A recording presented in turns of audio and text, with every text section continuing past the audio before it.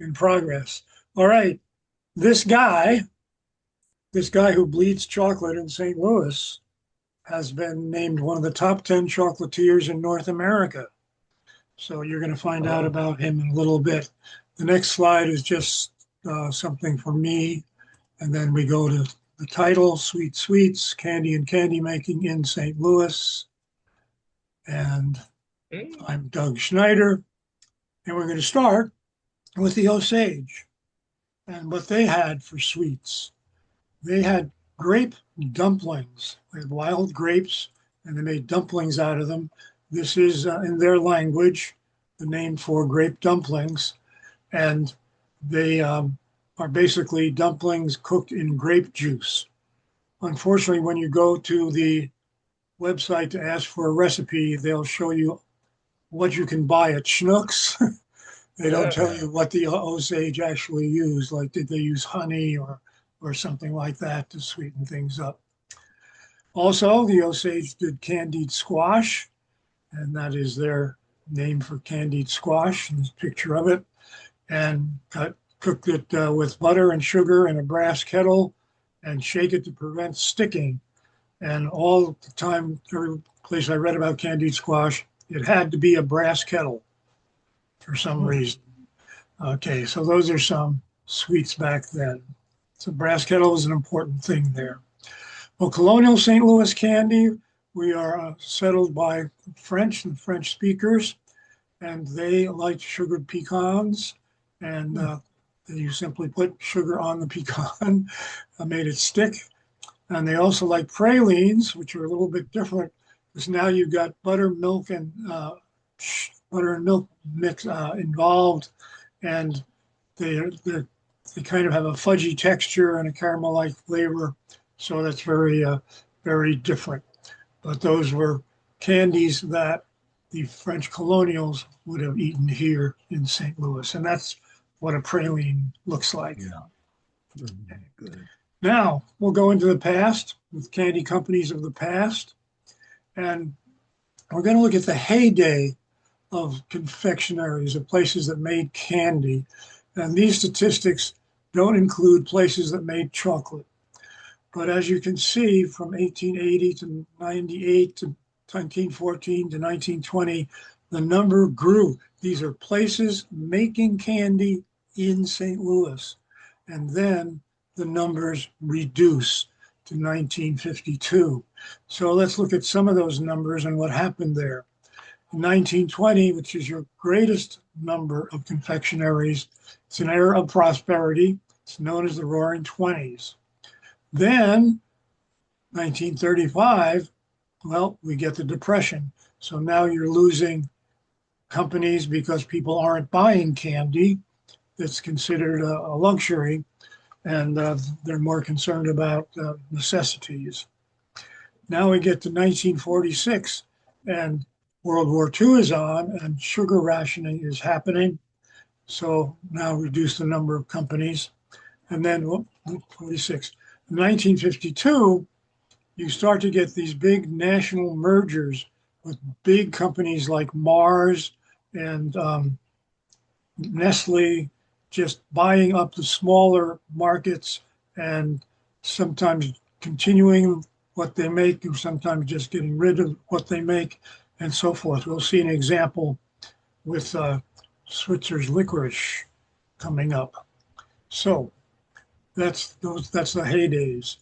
So let's look at an old confectionery, Jack Rabbit Candy Company, and that is there. That's where they were located. And one thing about candy, it was easy to make. And that's where we got a lot of our candy companies, immigrants. They would make candy in their homes. The kids could participate, and they knew the candy from the old world. And that's how we got a lot of candy companies, including Jack Rabbit, to the started by immigrants from Germany. And this was a company that survived the Depression, survived World War II despite the rationing and the shortages, but it closed of natural causes, we'll just say. Here's an example of their can I stand for quality. And here is their building, just waiting for somebody to use it. Right now, it's just sitting there. Well, candy, I think we need to get a little thinking about heat and candy here, because candy is basically sugar dissolved in water and cooked at a high temperature. That makes candy. And the hotter the temperature, the harder the candy. All right. So if you want a chewy candy, cooler temperatures, soft candy, medium temperatures, hard candies, high temperatures, and you're heating it, and there's fire, and it's hot. So back in the late 1800s and early 1900s, candy companies closed for the summer. They closed for the summer because the heat was too much inside the factory building. So we're going to look at the National Candy Company. The National Candy Company is down here, and here their building still stands. And one thing, this building, they had 9 little places that made candy, and they decided to consolidate all of them into this building that you're looking at now. And this building that you're looking at was air conditioned. You have all those other little companies too hot to make candy in the summer, but for National Candy, they can make candy year round.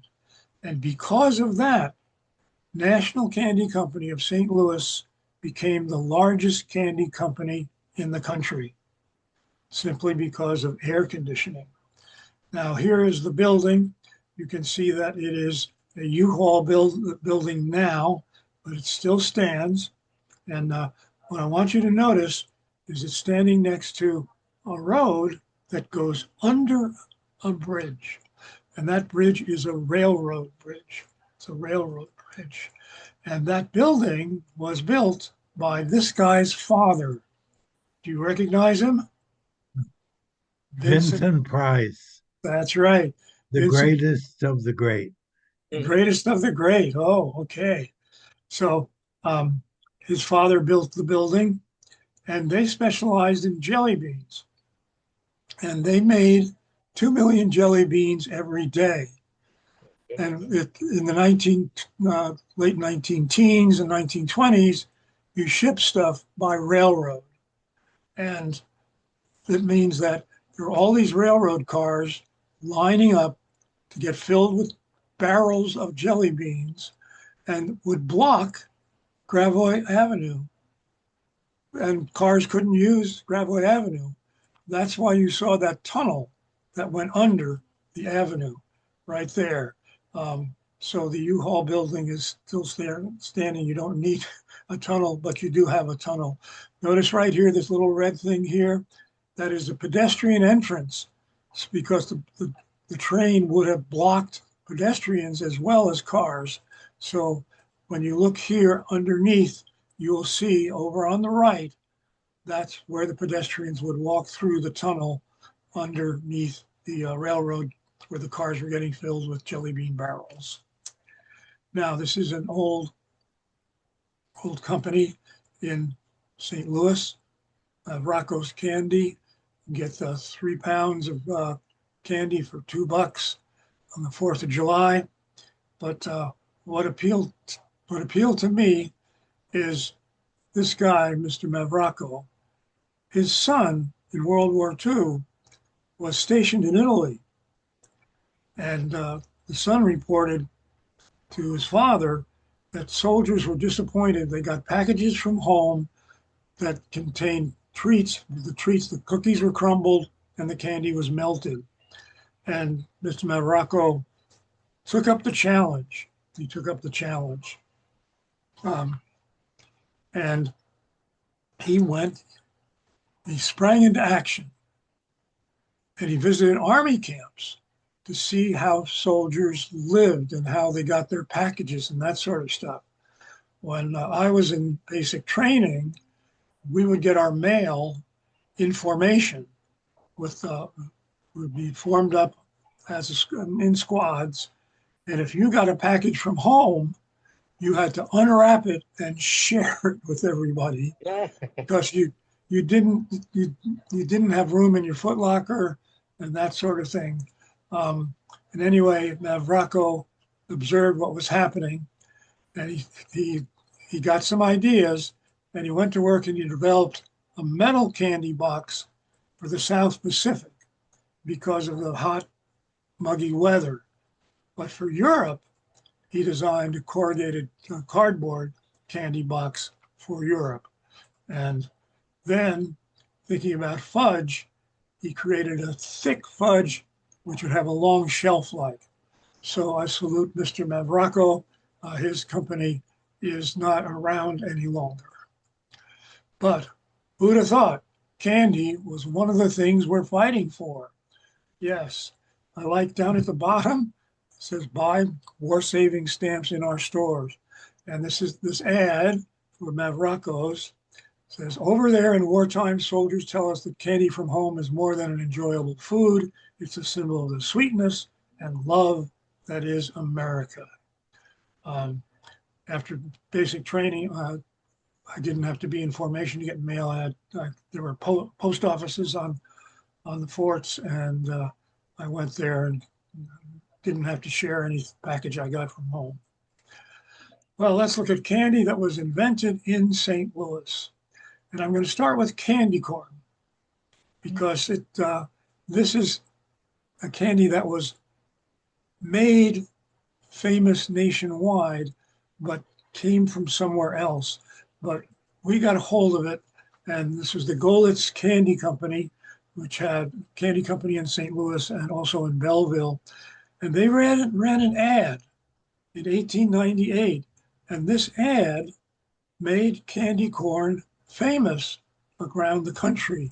And here is the ad, something worth growing for, and that they were making candy corn, although they didn't originate it. And that caused candy corn to become a popular thing across the country. And not Mr. Golitz, who had the St. Louis company, but his son moved to California and created Jelly Belly jelly beans, which were small, if you know them, and they were different from other jelly beans because the flavor of the jelly bean was in the center, not just in the shell of the jelly bean. That's why Jelly Bellies became Ronald Reagan's favorites. Well, if we talk about candy created in St. Louis, invented in St. Louis, we have to meet Menlo Smith. He wrote his autobiography, 338 pages long. All right. But what he did is he came from Utah, and he founded the Sunmark Candy Company, producing 87 million pounds of candy per year.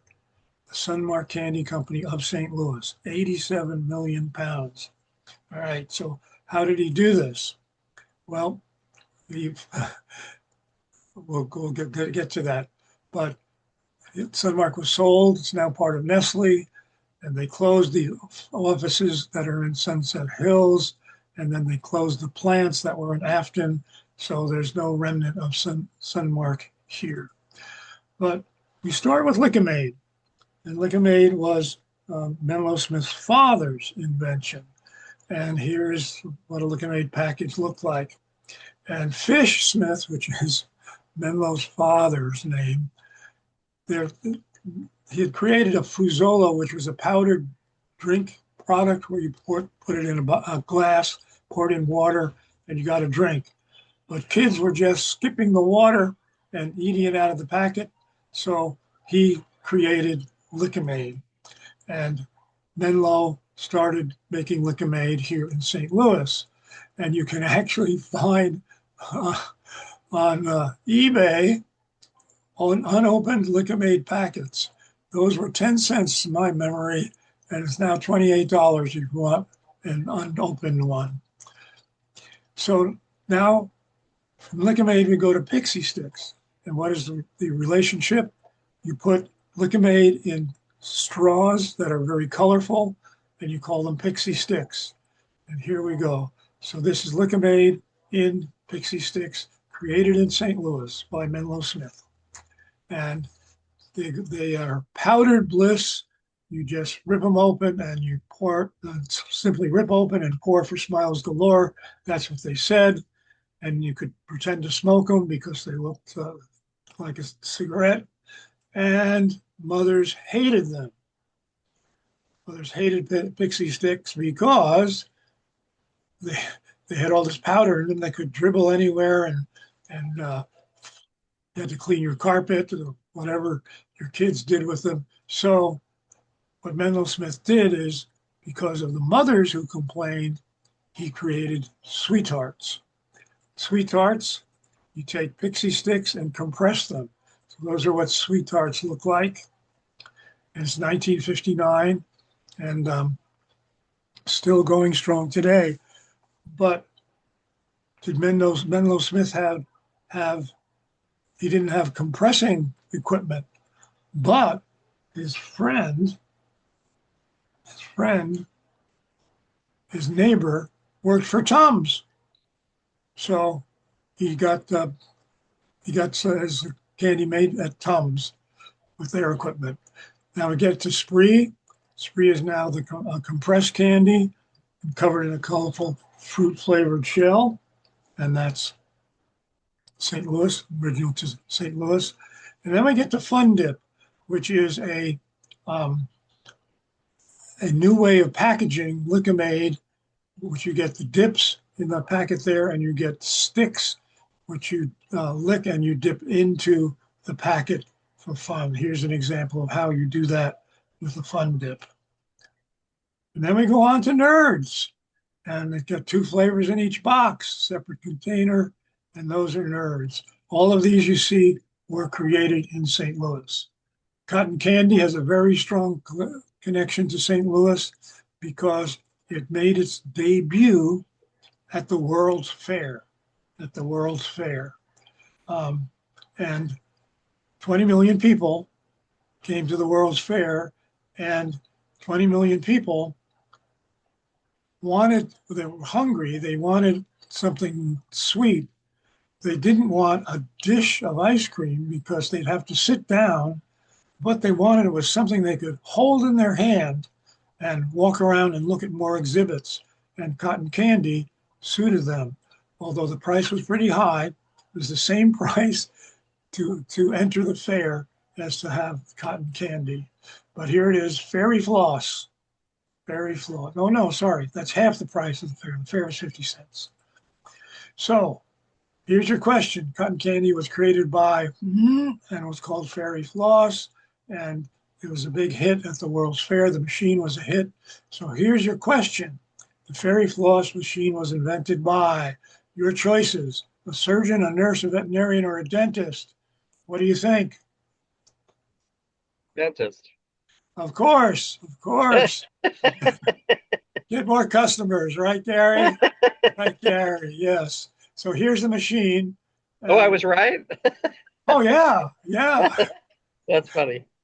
Here's the machine, and it won a prize for novelty of invention at the World's Fair in 1904. And in 1910, another dentist improved the machine. And here's a children's book just about cotton candy at the World's Fair.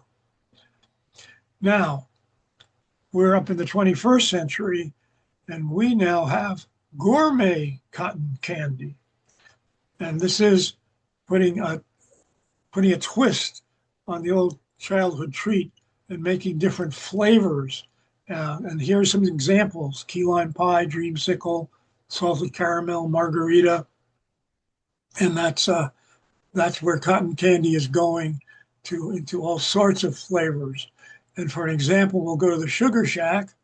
When you enter the Sugar Shack, you'll see this sign, and whoa, when I see that sign, I say, what?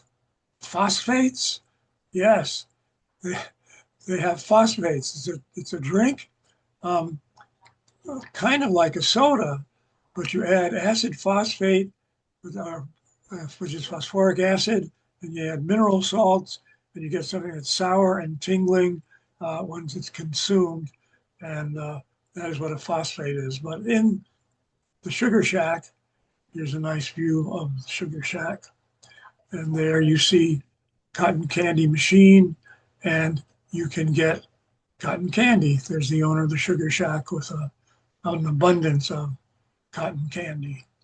So that's gourmet cotton candy. And also at the Sugar Shack, it's a place that sells candy. It doesn't make candy, and you get early candy, 100-year-old candy, modern day candy, and they get this gourmet cotton candy, which is new, and they have the candy of the future. So they're spanning a couple centuries here. And the candy of the future is freeze-dried candy. Yes, yes. So freeze-dried candy, take a look at that. How to make freeze-dried candy.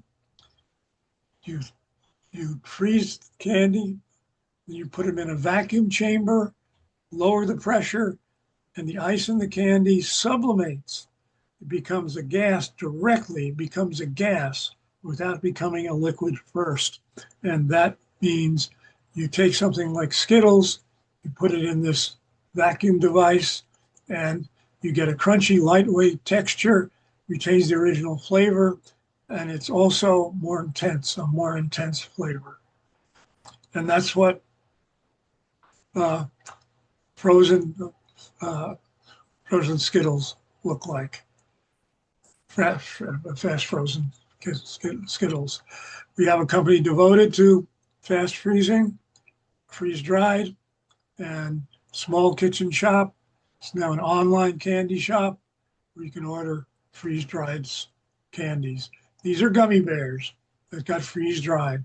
You can find them, they're airy, they're crunchy, and they will have an intensity of flavor. The Far Out Freeze Dry Candy Company, well, they are proud, but they really take the idea of this being the candy of the future, and they make melt in the mouth treats. Here are Snickers, here's Oreos. You can freeze dry any of these things. And they also deal with taffy, nougat, and caramel, which we can consider to be chewy things, and they become crunchy and flavorful things. Now, let's look at candy shops that just sell candy. They don't make it, they just sell it. Ace Hardware. Okay, Ace Hardware? What's their relationship to candy? They offer 240 different types of candy on their website. And the reason is they want to be like an old-fashioned general store, and where you would go and be the only place in town you could get candy was at the general store. And they offer all these different flavors or different candies depending on what the stores want. There is one store in California that has all 240 for sale, but not our local Ace Hardwares. But I saw on the list of things you can order, Horehound. And Horehound goes back to the 1st century BC. It's a remedy for respiratory ailments, and it is a plant made from a plant that is a kind of a kicky flavor, and it's very distinctive, very distinctive. And if you like it, you find it will be hard to find it, so you have to get it from order it from somehow. Well, Old School Candy is a place that just sells candy, and that's in Walnut Park. Candy City, here we go, catering to the desires of candy enthusiasts. Yes, notice they don't want to say things like somebody with a sweet tooth. They're going to call these people candy enthusiasts. Yes, and they're in malls, Galleria and the South County Mall. Well, Candy Cranes, one of those little amusements where you have a crane and you have candy bars and stuff to pick up and try to pick up with the candy with the crane. The S&B Candy and Toy Company makes these. Here's a Smartie machine where your crane goes and tries to dig up the Smarties, and you, if you're skillful, you get lots of Smarties and so forth. These machines that you see are made in St. Louis. They're made in St. Louis. And here is the building on North Broadway. Well, let's go to chocolate. And chocolate's a little different world because as you saw, candy is basically sugar that's been boiled to a high temperature. Chocolate involves a lot more than that. So we're going to go look at Rick Jordan because he is one of the top 10 chocolatiers in North America. He bleeds chocolate. He bleeds chocolate. And this media site called Dessert Professional named him one of the top 10 in the country. And he went to France and Italy. He that's where he studied and learned all sorts of things about chocolate. And he came back here and he made chocolate. He had a storefront at one point, but now you have to order online. And here's a little journey you can take. You can see he's going to the Dominican Republic. This is how he's publicizing his chocolate made with cocoa from the Dominican Republic. And he says he's going with his band of Choconauts, mysterious expedition to find the fabled cacao or cocoa, food of the gods in the Dominican Republic. Yes, the Choconauts. And here he is, and he often talks about chocolate making as a bit of alchemy, and he is available in 5 select shops in the St. Louis area, and there's a box of his product. The Urca Group. You probably haven't heard about this group, but this group is enormous. It's enormous. It's over 100 years old.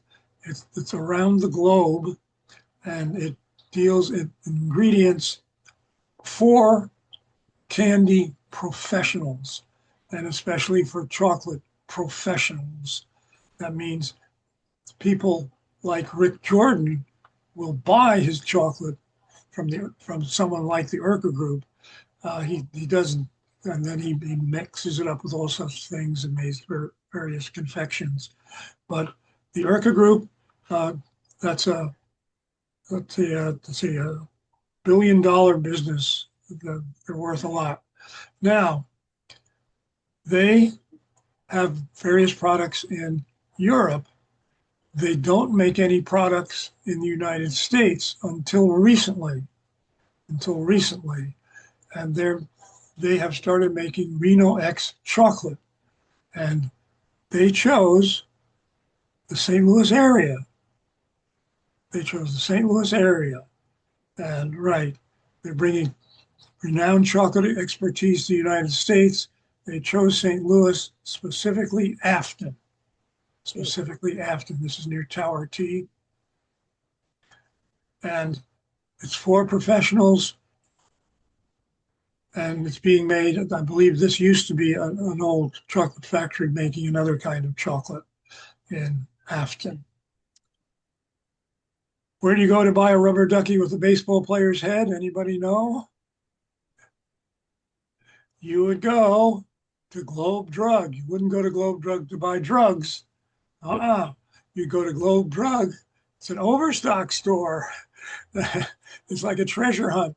You don't know what you're going to find when you walk in the door. It could be ironing boards, basketballs, solar toys, craft beer, wrapping paper, all sorts of things. But you will always, always find chocolate because they make their own chocolate. And here's an example. This is all their chocolate. And they're famous for these various things, including a 10-pound chocolate bunny. Well, Bijou handcrafted chocolates in Webster Groves. And this woman went to France went to Chicago to study French pastry. And it turns out that she switched over and got a passion for making chocolate, and that took her back to St. Louis. Right, right. And here is her store. It's in Webster Groves. And here's what somebody said about when she put the goat together with the fig and made goat fig chocolate. This guy said, goat fig chocolate is the best piece of store-bought chocolate he's ever eaten. But he doesn't like goat cheese. He hates it.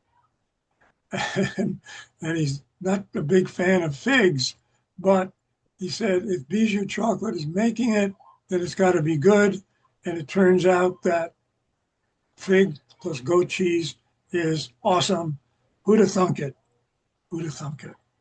And here we have the coating, and there is the cut version of the goat milk and fig chocolate. Cacao chocolates, okay, Maplewood. This guy decided to open a chocolate business, and he didn't know how to make chocolate. So somewhere along the line, this is 2008, he's thinking he's going to start to try to open his business. Can't make chocolate himself, but by here he is in his shop, and he is now making lots and lots of chocolate. So he figured out how to make chocolate. And if you go in his shop, there is no barrier between you and the people who are making chocolate there. You see this woman, there's no demarcation. There's no real barrier. You see this woman here, she is not running a cash register.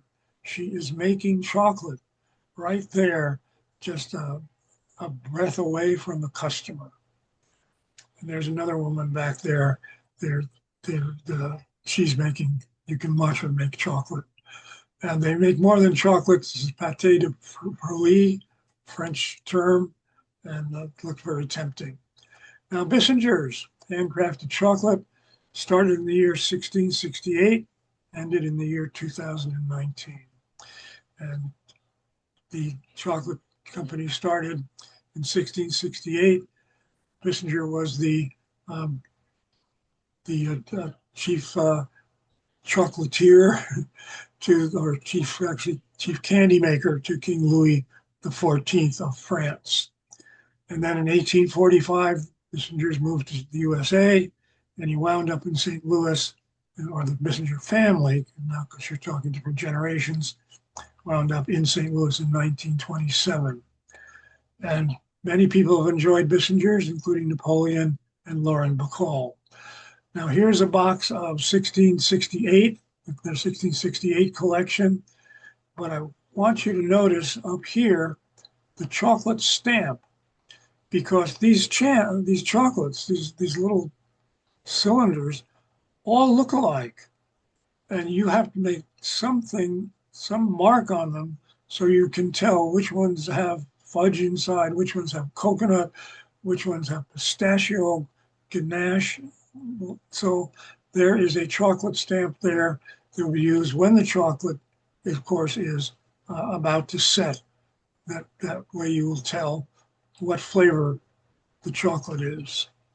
Now, Bissinger's was in this building. It's a former railroad depot, and it just had a huge amount of space, lots and lots of space. But Bissinger's was acquired by Chocolate in 2019. So they left this big building, and the building still has the legacy of those days, the Caramel Room. And the Caramel Room is upstairs there. And you can't quite see it, but the Mississippi River is off to the back. You can see the Mississippi back there. Right.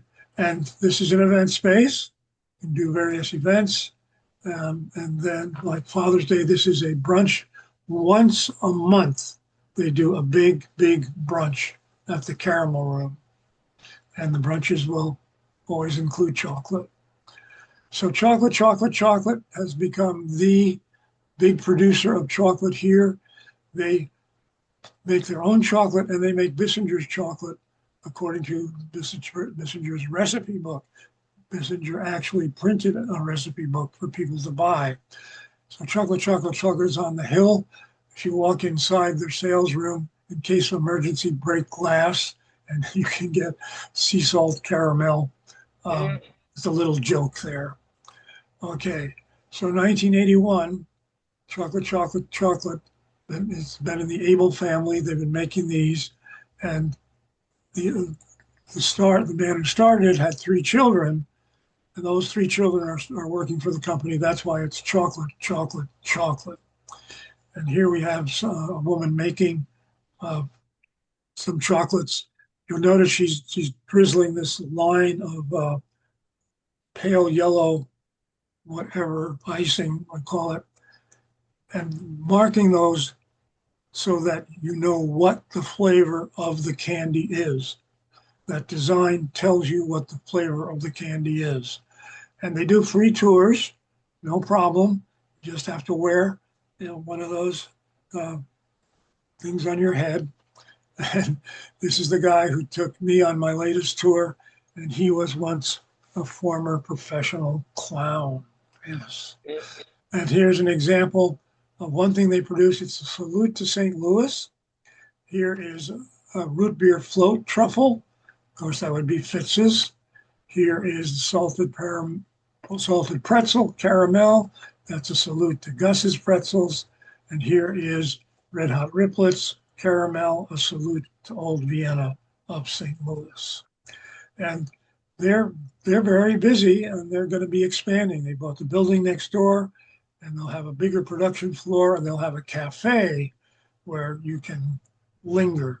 Right now, if you buy your candy at chocolate, you got to eat it standing up while you're there. Merb's Candies. They have a history here, started by a female entrepreneur.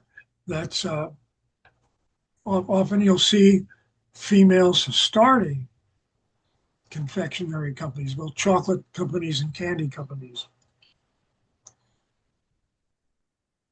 Same location for 104 years. That's South Grand. They have a second location now.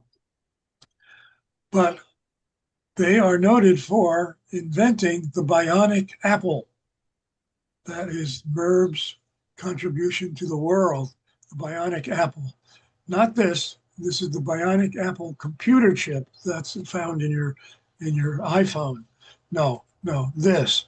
This is the bionic apple, which you can see is caramel covered in nuts. They started off with bionic pears. Didn't work out because the pears went mushy too soon.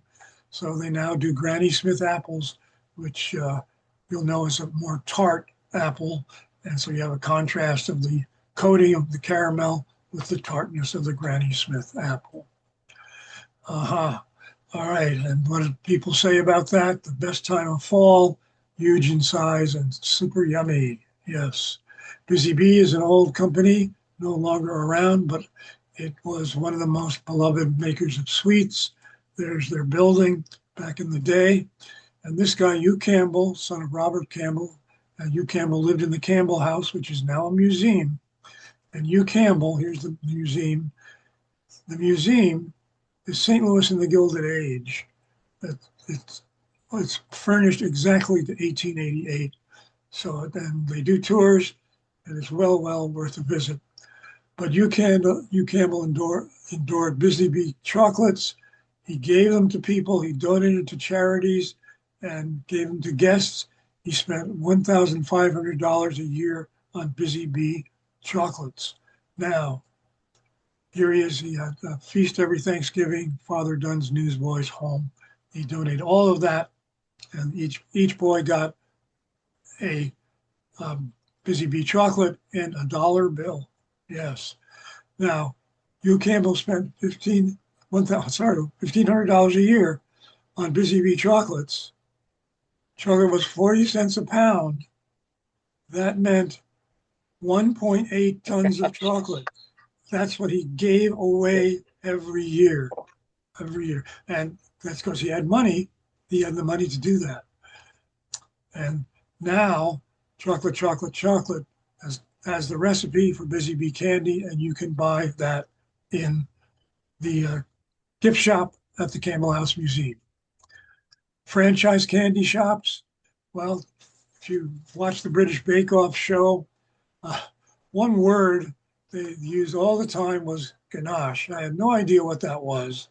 I didn't know what ganache was, but they always wanted somebody to bake something with ganache on it. And ganache is melted chocolate or mixed with hot cream, and you get an emulsion, and the consistency can vary.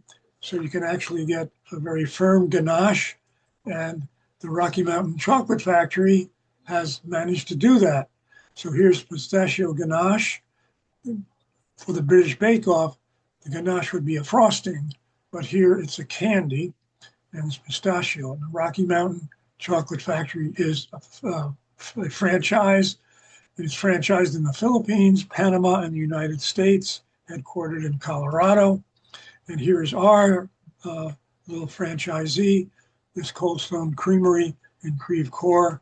And you can see they let people know it's Rocky Mountain Chocolate Factory. Another franchise, Lolly and Pops in the West County Mall. And they want you to know that candy is so much more than candy. It's the power to say thank you or I love you and to build the fondest of memories. So there's their shop. And they do have international candy, handmade, and they have a bulk bar with dozens of unique gummies. And they have gourmet cotton candy, including unicorn sparkle. And here is my childhood favorite, rock candy. These are available at Lolly and Pops. Candy Company, Switzer's Licorice. Yeah, here's a book, Candymen, that just came out recently about Switzer's Licorice. The Switzer family left Ireland because the potato family. John Murphy left Ireland, not because of the potato famine, but because he was in the Sinn Féin rebellion. He was in danger of being hanged.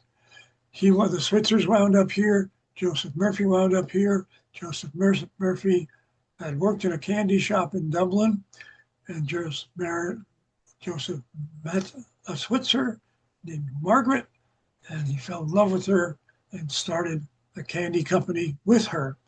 And her brother, Frederick.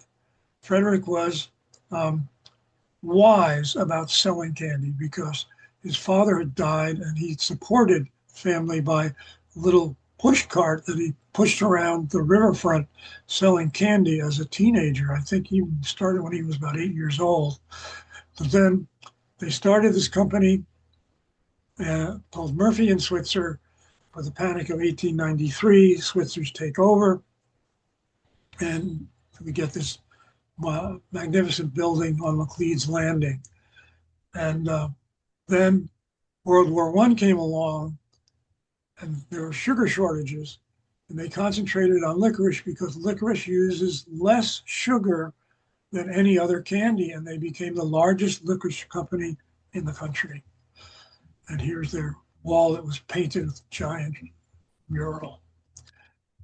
But as you see, the things in the candy world, people get bought out.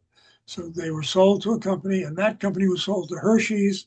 Hershey's had Twizzlers, so they just dropped Switzer's Licorice because they had Twizzlers.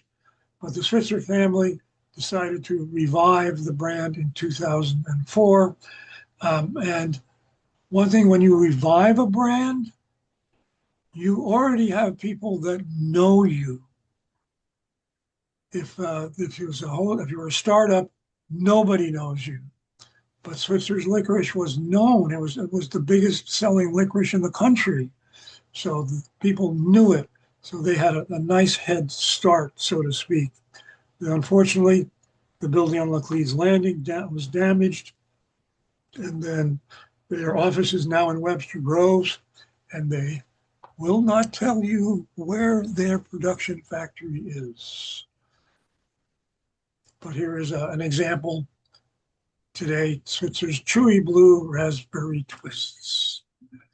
And here's one of their employees showing off red licorice. Would you like a candy buffet? Hmm. Go to Tasty Stations by Stacy, talk to her, and she'll make arrangements to custom design a buffet, an edible work of art, and set up with quality jars. Vary in size and shape. Here's a quality jar filled with various jelly bellies. And Stacy brags that she has a great variety of tasty candies and chocolates and can accommodate most occasions, themes, and dietary needs. So here is an outdoor wedding, and there is the candy buffet. And if your bride and groom are not that big on candy, Stacy, will make a donut board for the happy couple. Movie candy. Yes, thank you, St. Louis, for candy in the movies. Why is this something new, something interesting? Because before they started selling candy, theaters sold popcorn, and popcorn's messy, and you have to clean it up, which meant you'd have a lot of time between movie showings because you had to clean up all the popcorn that fell on the floor. People eat up all their candy, they don't drop it on the floor. So you can show more movies per day if you serve candy. And the Skouras brothers, they came here from Greece, and they shaped the modern movie theater experience. And one of the things they shaped was the idea of serving candy. Right. So they sell candy inside the theaters.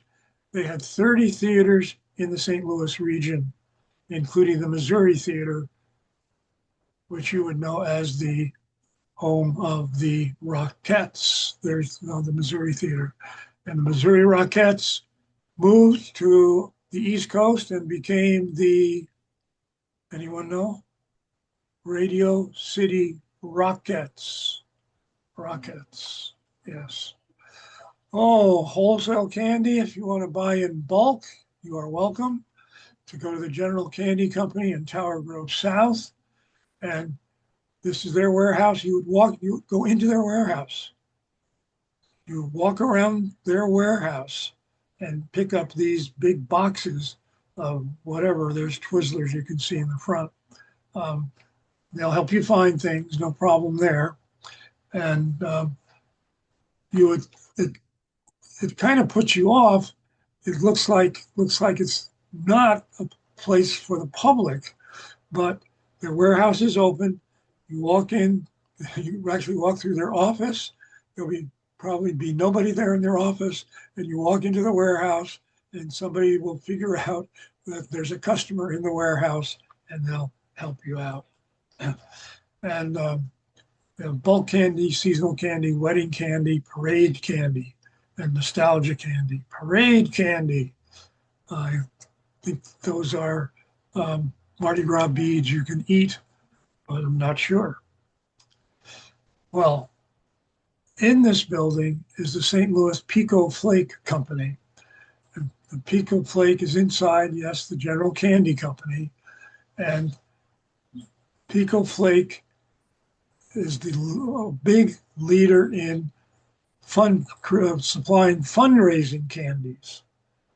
I'm not quite sure what make fundraising candies different from regular candies, but Hershey's makes them, Mars makes them, and the General Candy Company in St. Louis supplies them to whoever wants them. And they'll also supply Pico Flake candies. And this is what a Pico Flake candy looks like. It's peanut butter with coconut flakes, and the coconut makes the candy airy and light and airy, the air pockets. And it's also associated with fundraising this time for the Cub Scouts. Now, let's look at candy shops that make and sell candy. So you go in and they have their candy for sale and other candies for sale. Crown Candy Kitchen will just have their candy for sale, the near north side. And they are especially big on doing chocolate holiday figures. Here you see the Easter Bunny, of course, meant to be doing Santa. But these molds are over a century old. Over a century old. And here's the front. And so in 1913, Crown Candy was founded by Greek immigrants. And if you are a fan of their chocolate, you can think up a chocolate bar and they will make it for you. You can create your own chocolate bar. And of course, you'll have to pay a setup fee and the pricing.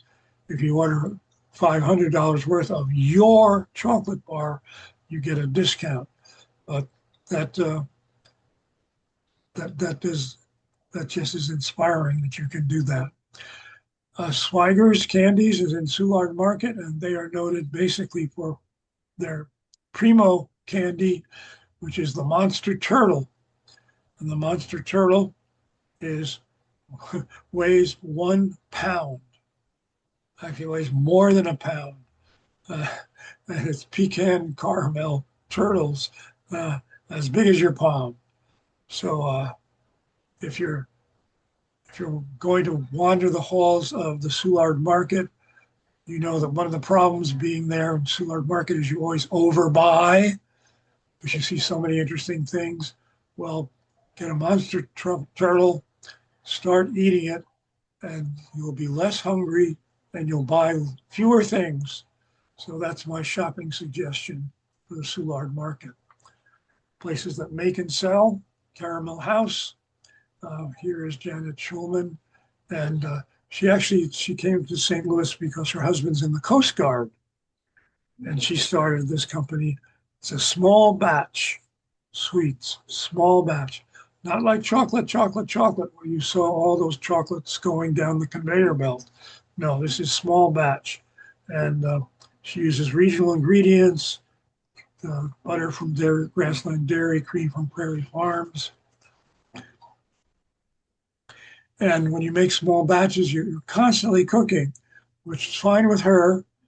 She enjoys it. And her reward is that she can watch people taste a piece of fresh caramel. And when they say, she gets instant gratification. So here is a box of Caramel House Simply Salted caramels. You have other flavors, a whole bunch of flavors to choose from, including an interesting one there called lavender. Yes. Well, candy supplies, right? Karen Ann Supplies in Sappington. They will provide you with candy molds. Now, candy molds, you have to have special mold depending on what kind of candy you're making. Not the shape, but the type of material that the mold is. You need the right material to make the kind of candy you want. So if you want to do chocolate or candy, you can do silicone molds for both. Plastic molds for chocolate, not for candy, because plastic melts. And remember, there's heat involved in the making of candy. So, but silicone will stand up to heat, so you can do that for chocolate or for candy. But what if you're making really hot stuff? There are molds that are specially tempered for high heat, specifically for hard candy. Right. You go to the Sugar Art Supply, and they're very busy on Etsy. Their website isn't very busy, Facebook not busy, but Etsy is where they get most of their customers. And they will sell you edible paint. Yes, edible paint, whatever you want to paint. This edible flash dust is food grade glitter. This means this edible glitter. Yes, whatever you want to do with that. But this glitter was invented here by Sugar Art Supply. And then Sugar Art Supply, for your wedding, get a picture of the happy couple and make lollipops to give to people at your wedding. Um, so they're wedding favorite lollipops. But you can also get lollipops from Sugar Art Supply that are a little not happy moments like weddings, but moments like somebody killing someone and leaving a trail of blood and a bloody fingerprint. That's what this lollipop celebrates. Yes, yes. Um, Let me just see if people know that it's raining here. Hold on, please.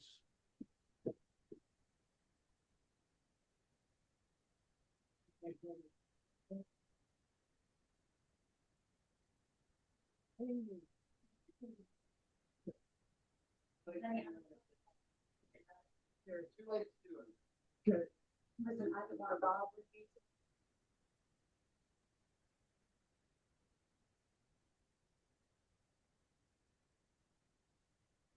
All right. Go back to lollipops and leave it and show a trail of blood and have a bloody fingerprint. And you can also take a class and make sugar skulls. And if you're a fan of beer, they make edible beer bottle lollipops. And with edible beer bottle lollipops, we finish our tour through all this candy. And after you eat a lot of candy, what St. Louis product do you need after eating lots of candy? The answer is Tums. Tums were invented here in St. Louis in 1928. His wife had a problem with indigestion, and this pharmacist developed Tums. And today, of course, we have the factory, all single Tums factory, and it makes 6 billion Tums a year in downtown St. Louis.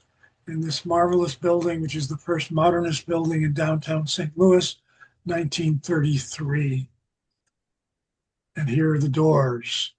So we've had our candy, we've taken our Tums, we should be satisfied. This is Sweet Sweets, Candy and Candy Making St. Louis. I'm Doug Schneider, and we are going to end the show. That was great. Thanks. Okay. Thank you, Doug. All right. Thanks, Doug. Okay. So, and someone has joined us. Samsung. You are Samsung. Who are you? Oh, he's muted. In any event, we've had a trip through candy and candy making, and as you can figure out, there's a lot more to talk about, but I have selected certain ones that appeal to me. Any comments you have? I'm Doug, hungry. I have a comment. Yes, Rich. The National Candy Company, Vincent Price's family's company, they made Jawbreakers. Oh, And at my age, it's painful to even think of having one of those yes. around me. But as a boy, I know I had at least two of them. But they made Jawbreakers. They may have been the only candy company in the world to make Jawbreakers. I don't know. Mhm. The other thing is the name Mavrocos. That was heaven. My dad used to bring a box home on different holidays. In those days, we had Lincoln's birthday and Washington's birthday, no Oh. President's Day. They were separate So twice. holidays. And twice Dad would, and Mavrocos made things related to those presidents. And my dad would bring a box home Oh, on different days, and they were heaven. you're heaven. Mavrocos was great. Oh, okay. Actually, So their recipes are now owned by Chocolate. yeah, So but I don't know if Chocolate makes them. But Chocolate, of course, makes Bissinger's. And then when you go into the area to buy chocolate there, they there's distinct areas of the sales floor by Bissinger's. Find your Bissinger's chocolate here, find your chocolate there. And of course, there's a single cash register, but I didn't see any Mavracos chocolate when I was last there. All right. Well, then I am going to say good night. Thanks, Doug. It was great. Thank you.